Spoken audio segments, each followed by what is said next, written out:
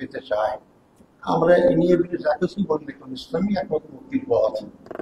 আমার ক্ষুদ্র বয়সে আমি যেটুকু পড়াশোনা করার এখানে বসে চেষ্টা করেছি, আমার কাছে মনে হচ্ছে দুনিয়া কিন্তু ইসলামের দিকেই ধাবিত হচ্ছে। আপনি খেয়াল করবেন, গ্রাম অঞ্চলের চেয়ারম্যান ছাড়া আর এক প্রতিপক্ষকে ঘায়ল করার চেষ্টা করে, যে তার প্রতিপক্ষ দুর্বল তাকে ঘায়ল করে না, তার সমান মর্যাদার মতো শক্তি আছে তাকেই ঘায়ল করে। আজকে ইসলামের কিন্তু সমস্ত শক্তি একই, ইসলামটা শক্তি অর্জন করেছে, এই শক্তি কিন্তু আমাকে পারবে না। এই জন্য তারা বহু অনেক কিছু করে তারা এটা করার চেষ্টা করে। তাই আমি বলি সবসময়, ইসলামী আন্দোলনের খরস্রোতা নদী প্রবল দিকে চলতেই থাকে। সামনে যে নামই বাদ দেন না কেন, সেটা মৌলবাদ হোক, 71 সাল হোক, সাম্প্রদায়িকতা হোক, যে নামই দেন না, এই পানি জমতে জমতে সে বাদ ভেঙে সামনে অবশ্যই পায়, যেটা 5ই আগস্টের মাধ্যমে প্রমাণিত। 14-15 বছর জামাতকে সর্বশেষ বেআইনি ঘোষণা করে, জামাতে কি অবস্থা ঠেকাতে পেরেছে? পারি নাই। আমার অভিজ্ঞতা আছে, জামাত 2011 সালে 19শে সেপ্টেম্বর আমার দায়িত্ব ছিল, তখন আমরা মিছিল করলাম। মিছিল থেকেই তো আমাকে গ্রেপ্তার, বাসার দিকে গ্রেপ্তার, যাওয়ার পথে গ্রেপ্তার করলো। তারপরে ওইখান থেকে তো আমাদের অফিস বন্ধ, সব বাংলাদেশ হয়ে গেল। তা আমি দেখি যে ওই সময় আমাদের যে জনশক্তি ছিল, আমাদের কর্মী সমাজ, আপনি হিসাব করে দেখেন, তার কয়েক গুণ বৃদ্ধি পেয়েছে। অথচ করেছে না, অথচ কিন্তু এই 15 বছর আপনি প্রকাশ্যে কাজ করতে পারেননি।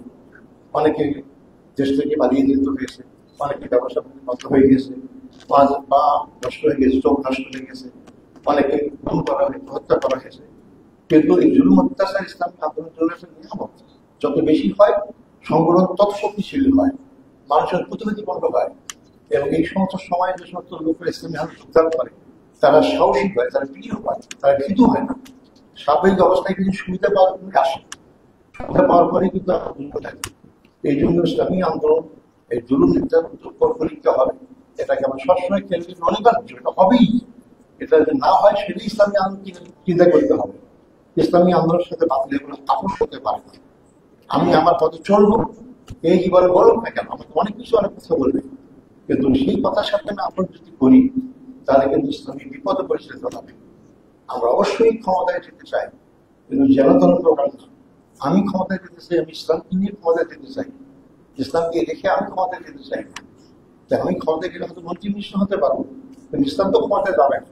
ইসলামকে সাথে নিয়েই ক্ষমতা দিয়ে অবস্থাটাকে বলতে হবে, তাহলে সত্যি করতে আমরা ইসলামী আন্দোলন থেকে ইসলামের প্রতিষ্ঠায় কাজ করতেছি আমরা, সেই কাজটা আমাদের সার্থক করে। যে সমস্ত ভাইরা শহীদ হলেন, তাদের সেই শহীদের আকাঙ্ক্ষা তাদের শহীদ হওয়ার যে তাদের জীবন দেওয়া সার্থক হবে, আমি যে আপনাদের অনুরোধ করবো সেটা খেয়াল করবো। আর এই জন্য প্রয়োজন কি,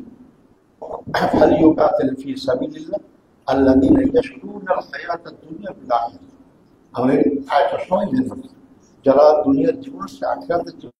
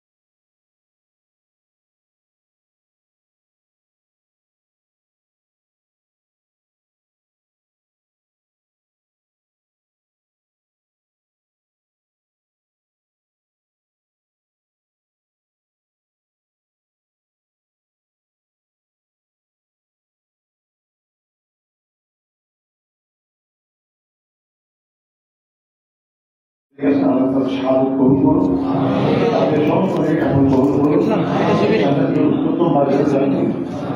যেহেতু তারা বলুন এই জুলাই পর্যন্ত ভাইরা যার যার জায়গা থেকে এই সরকারের আন্দোলন তৈরি হয়েছেন, তারপর স্বাগত কবুল করুন। এখন আমি দেখেছিলাম ওরা অনেক কবুল করতে তাদের তারা সুযোগ দান করুন, যাতে তারা সুযোগ কর্মজীবনে ফিরে আসতে পারে। এবং আমাদের যে সকল ভাইরা পঙ্গু অবস্থা বিভিন্ন সমস্যা আছে তাদের সমস্যা আমরা সবাই মিলে আবার এই দেশটাকে ইসলামের জন্য বিজয়ের জন্য এগিয়ে নিতে পারি। আমি ছোট্ট মানুষের বৈঠকারি করতে চাই, অবশ্যই এবং বিশেষ শতাব্দী হবে ইসলামের শতাব্দী। আসসালামু আলাইকুম ওয়া রাহমাতুল্লাহ।